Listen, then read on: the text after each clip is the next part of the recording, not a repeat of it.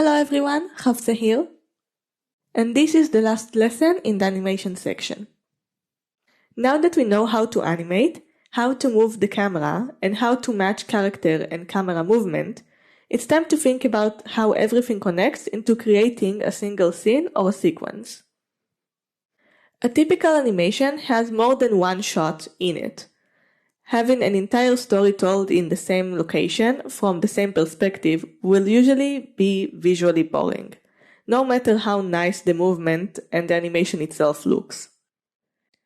By using different shots with different angles and movements, you will give your animation a much more engaging and interesting look, which will keep your viewers' attention.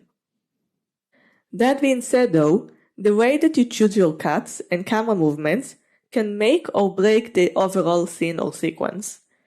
If you use bad transitions, you will risk confusing and disorienting your viewers, which might even ruin the atmosphere and intent behind it. In this lesson, I'll be teaching you about some rules and guidelines to help you choose how to connect your shots, and how to use animation to support your shot choice.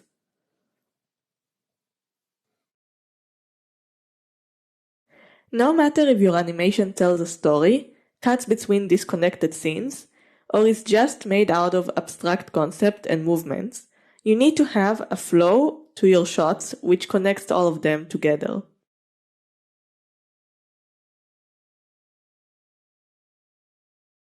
To do this, the way you change the composition between each shot and cut is important.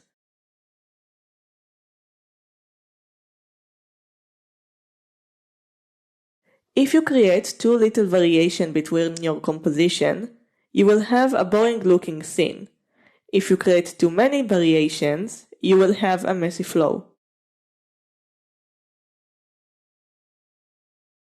When choosing your shots, you need to aim for a good balance between these options. There are several rules that we can keep conscious of that help us make these choices.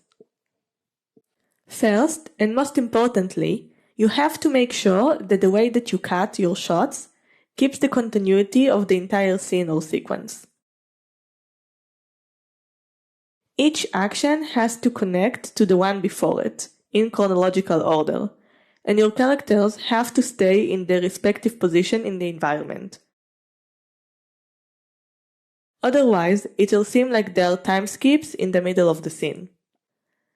That can create continuity mistakes that distract your viewers and break their engagement with the scene, or even make it so they completely misunderstand or can't understand it.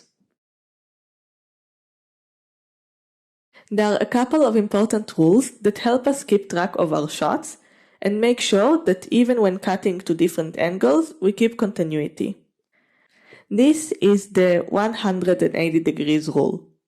This refers to the placement of the camera in the environment. In essence, when there are two objects in the scene, they can be connected with a straight line. The 180 degrees rule says that your camera must stay at the same side of the line for the entire scene. Visually, this means that your objects stay on the respective side of the screen in every shot, regardless of the angle and focus of the camera. This is especially true in cases where you switch shots in the middle of a character action, since you will have to switch backgrounds and camera movement direction as well if you are not keeping the 180 degrees rules, which creates a messy and hard to follow feeling when used too much, and will usually make it so that the audience can't follow what is happening in the scene. This can result in either the audience misunderstanding the narrative, or it can completely make them disengage with the entire animation, which kind of beats the point of working hard on every single shot. Because even if each one of them looks great separately, if you use bad transitions, you would not be able to understand the individual movements.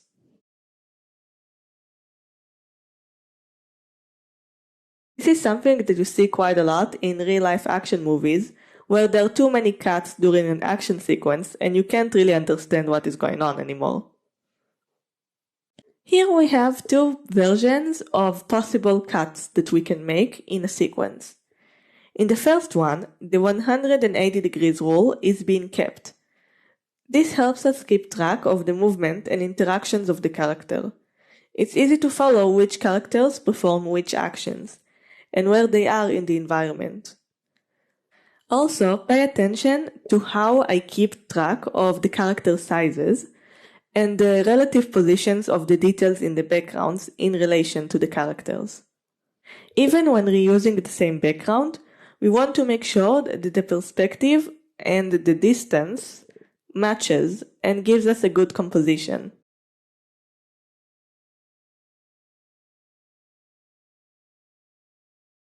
However, in the second version, the 180 degrees rule is broken, which makes it hard to keep track of the flow of the movement in the scene and where the characters are in relation to each other. You can see that this also makes the entire scene look more boring, because there are no variations in the focus point's position on the screen, so the composition looks really stale.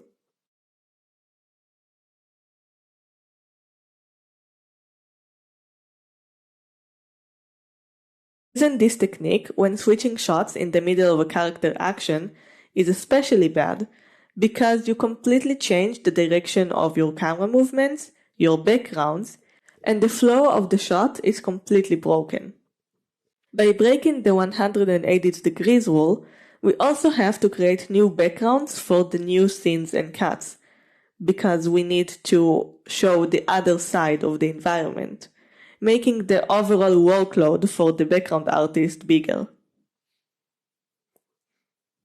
There are several exceptions where we can still break the 180 degrees rule.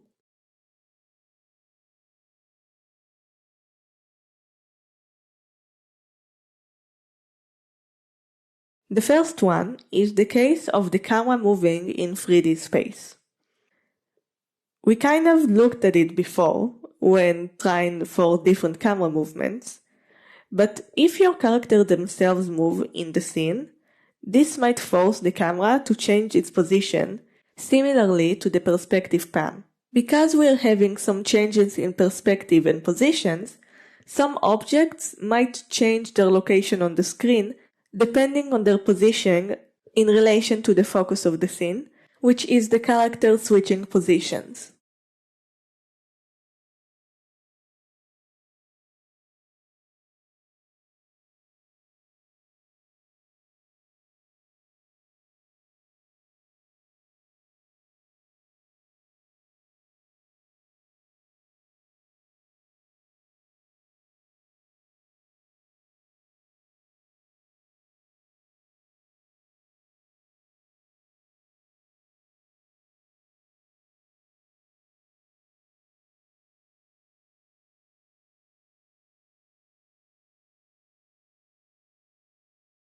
This can also happen if you have a singular object in your scene or multiple objects, but you're consciously making the camera itself move around in the environment by either using a spin or a partial spin or just regular perspective shifts to show different angles and add additional depth to the scene.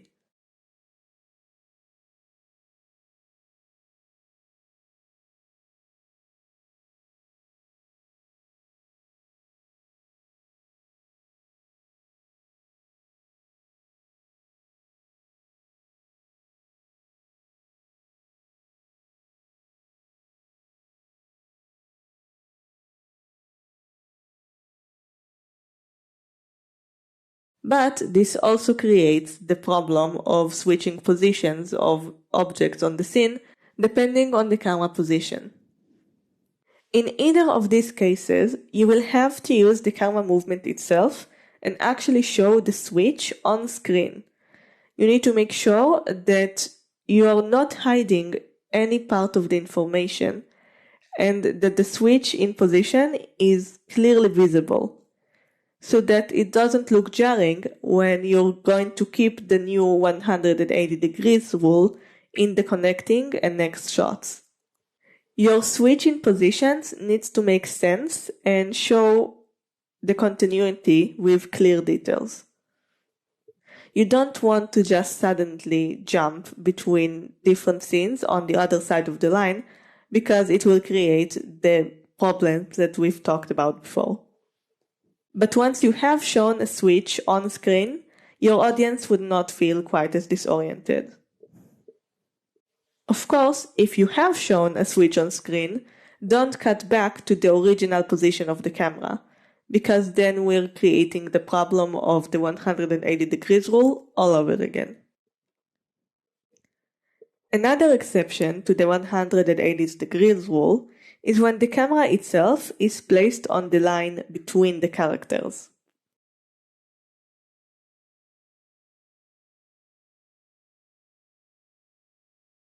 This is usually done in scenes where you have a small space, when you want to have an exchange between the characters, with each one of them being alone in the shot.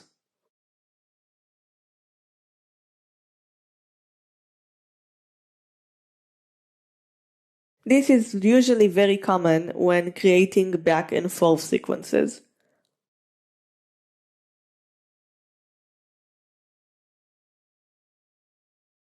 By placing the camera on the actual line connecting between the characters, we're basically forcing it to completely rotate to the other direction for every following shot. It's especially obvious when the characters or background is also moving in the scene, such as when walking or driving, as the entire background will move in the opposite directions for each switch of the camera.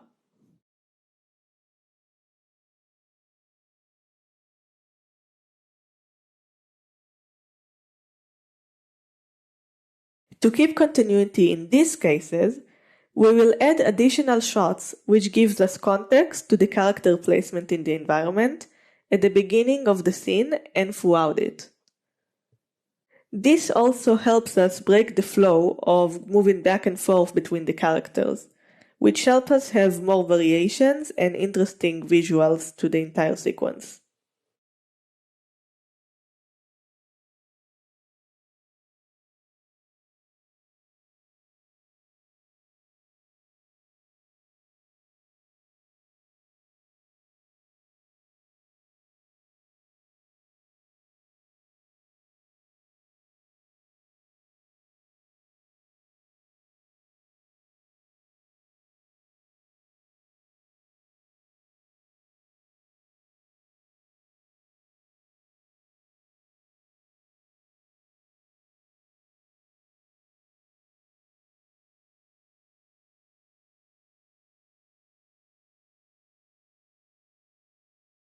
Even though each character is going to be alone in their respective shots, we will still try and keep each character to their own side of the screen as much as possible, to help and create a clearer distinctions for their placement in the environment.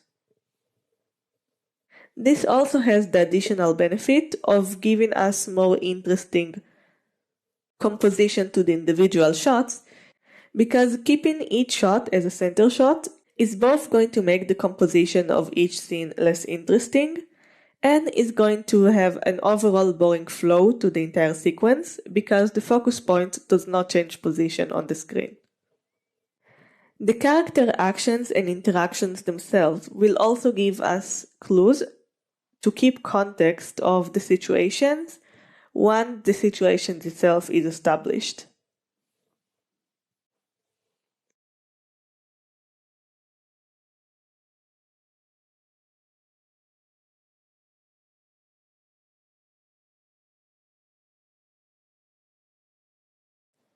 Another exception to the 180 degrees rule is when you intentionally move the camera to the other side of the line. This is usually done to show different parts of the environment which were previously hidden. You see this quite a lot when trying to create suspense, show important details, or play around with character reactions. These type of switches are pretty common and since they usually have pretty simple and straightforward composition and purposes, we don't need to have a lot of complicated techniques to keep continuity in these cases.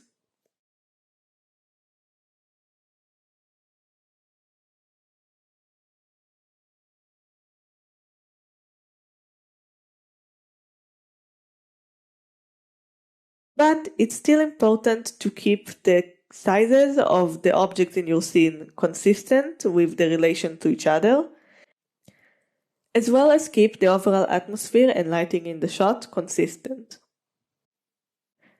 When creating this type of scene though, I do recommend switching the distance of your objects from the camera. Even though the shot itself is straightforward, you still want to create variation in focus point to keep the entire sequence more engaging. So you can play around with both the sizes of your objects in the scene as well as the composition guidelines, like we've done in the first background design video.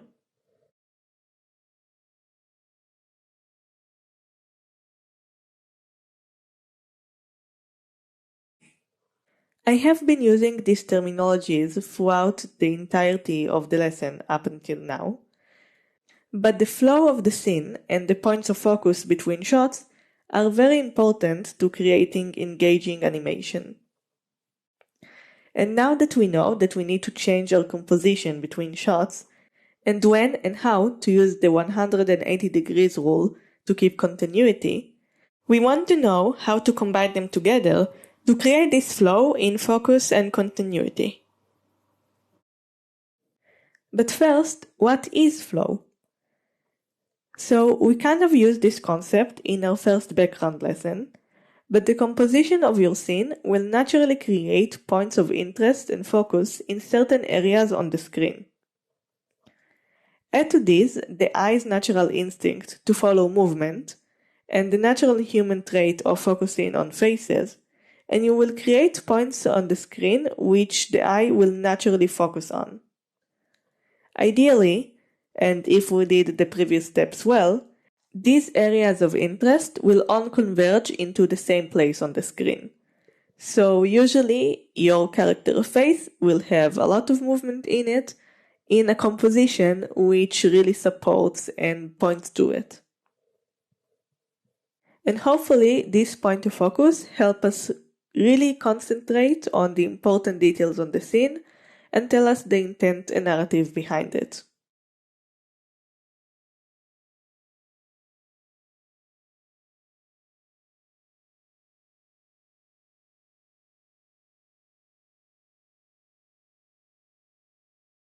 On the other hand, this effect of focus point essentially makes it so that the wider image is not fully registered by the viewer, especially when we use quick cuts or shots with many details in them, which makes it so that the audience really can't focus on all the details in the shot.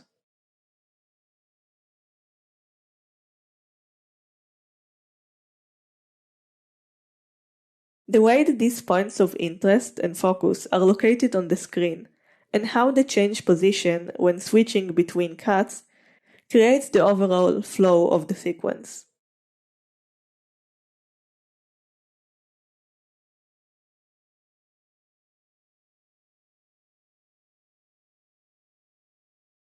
There are several ways to create different types of flow within your sequence, which depends on the compositions and angles that you choose for each shot, the actual actions of the character within the animation, and your overall timing and camera movements. By combining these things, you will create the flow, which will affect both the energy and narrative of your scene.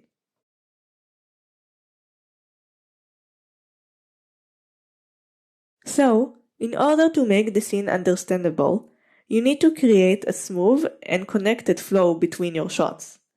Disconnected shots can create the same type of disorientation as bad continuity, which breaks your audience engagement with the scene. There are two ways to creating a smooth flow.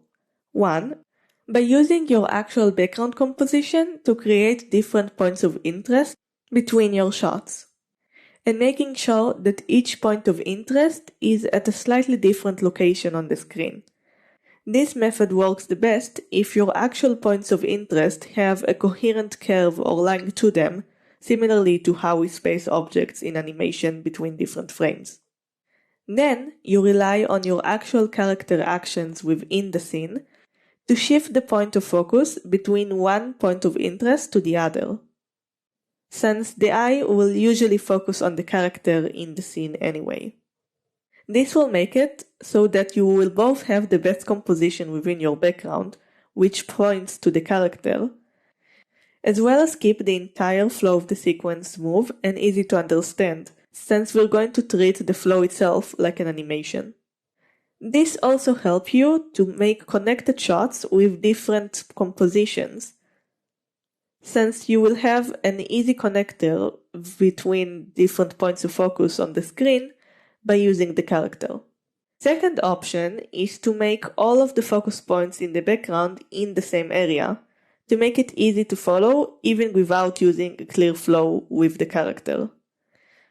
But be careful not to make too many shots with the same focus point position together, because it will make your scene boring again, even if you're using different compositions and different angles. You want to make the eye move a little bit to different parts of the screen to give the audience a little bit more to focus on and keep them actively trying to engage and follow the scene. But still, the most important thing to keep in mind is that your shots need to be connected and easy to follow.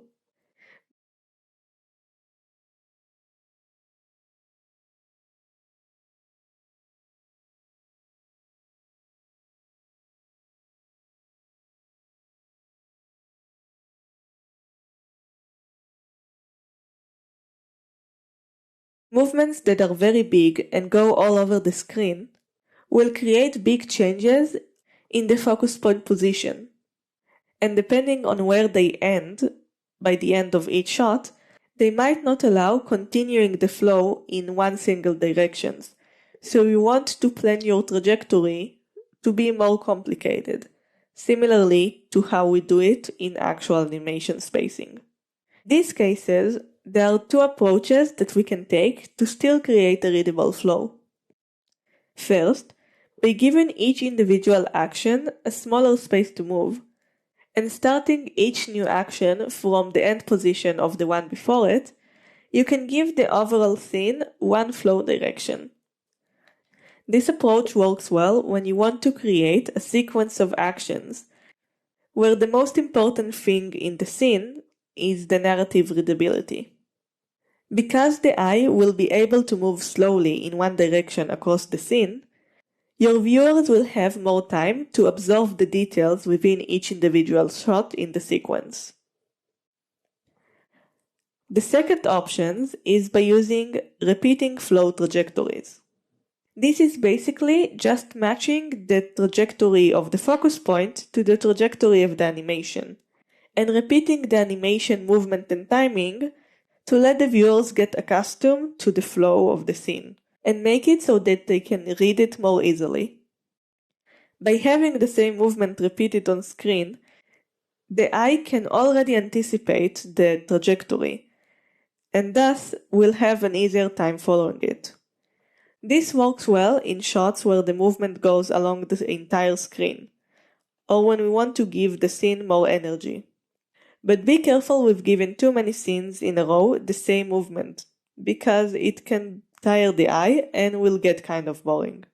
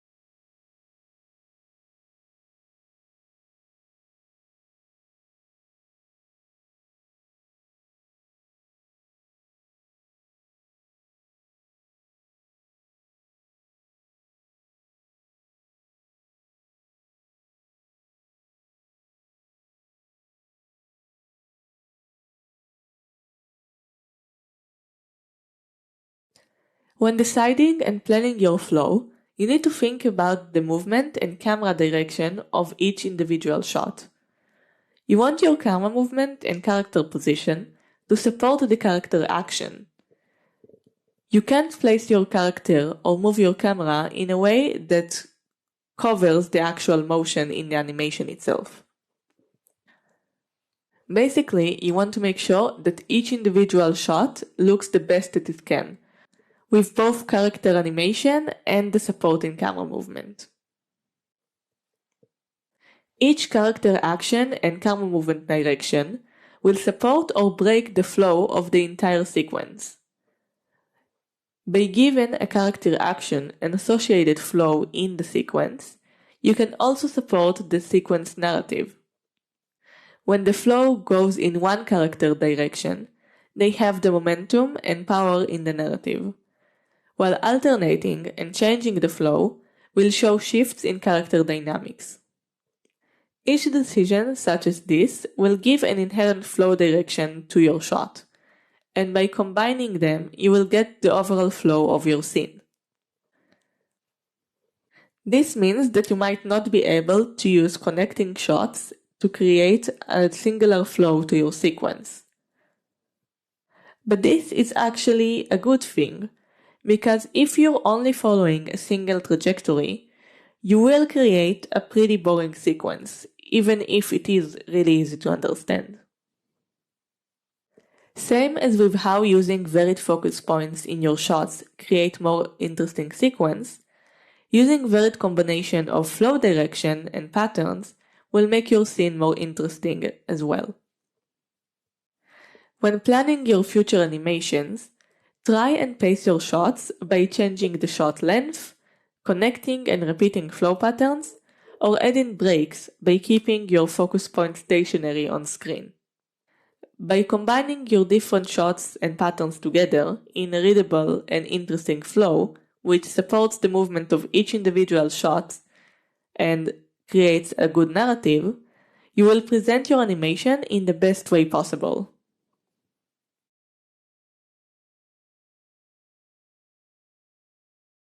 Let's try and analyze a complete animation to see how I use different types of flow patterns and flow breaks to create an interesting narrative.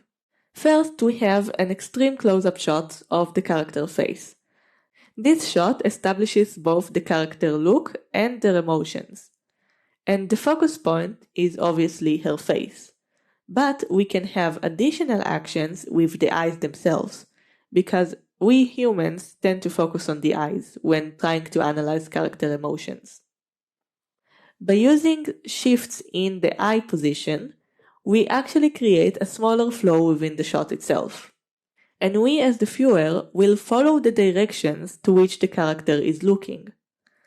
Because the eyes of the character are looking to the right by the end of the shots, when I cut to the following shot, I can get away with placing the character to the right side of the screen initially, even though the position of the face in the last shot is in the center. Next, I switch the focus of the scene by shifting the character position on screen and making the focus go back to the center again. With the next shot, I actually create a break in the flow because the character does not change position on the screen. But the overall flow is still being kept because we haven't switched position from the last scene. The next couple of shots have movement which zooms across the scene, creating a complete shift in the focus points and have a much more energetic flow. With these shots, I actually used the first pattern where the ending point of the first action is the starting point of the second action. I then immediately switch to the second pattern where I use a repeating trajectory between following shots while still keeping them very energetic. The reason I use the first pattern in the first instance and the second pattern in the second instance is because of the complexity of the trajectory of the action itself. In the first instance, we have a straight line, so it's easy to follow even when the action is going all over the screen. But in the second instance, we have a somewhat curving trajectory. So it's better to use a repeating pattern to make it easier for the audience to perceive each individual shot. Especially since we don't really have the space to continue the first trajectory between the connecting shots in the repeating pattern instance. The focus of the last action shots stays at the middle of the screen by its end. So the last cut is another break in the flow, since we had a whole bunch of energetic shots before it. And for it, I just placed the composition with the focus point at the center, to make it easier for the eye to rest. You can also see that the timing of each individual shot is different. They don't all have the same length. Usually, breaks in the flow will be slightly longer to allow for the audience to have a rest, while action shots will be very quick and very energetic, to keep the overall flow and energy between each cut. Establishing shots, or shots with focus on the character emotions or acting, are somewhere in the middle, because you want to give the audience enough time to perceive the acting or the details in the environment.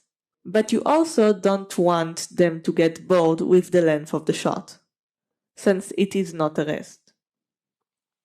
In this type of shots, you can actually create mini flows with the character actions and emoting itself. You just need to make sure that they don't disrupt the overall flow of your sequence, so make sure to start and end them in logical positions, in a way that supports the overall flow. Basically, you can see that by creating a very understandable and nice looking flow, with good pacing and good timing, you can switch between the distances of your camera from your character, the type of shots that you're making, the angles, and even the subjects in each shot, which help you create an interesting narrative without compromising on the overall readability of your scene.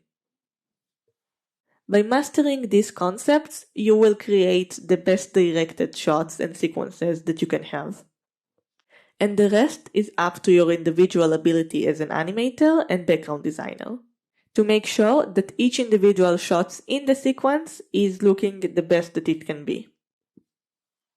The exercise for this lesson is divided into 2 parts.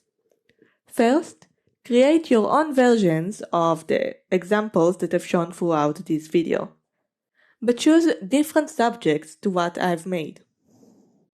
Again, you can choose the same animations and character designs that we've made before if they fit the exercise. But if not, try and actually adjust and change the animations that you've made before to fit and create a new flow together. Use different angles and cuts as necessary to create rhythm within your animation. And for extra difficulty, you can actually change the timing of your character action as well. Again, because some exercises might require a complete redraw of your animations, you can choose to add or remove details as necessary.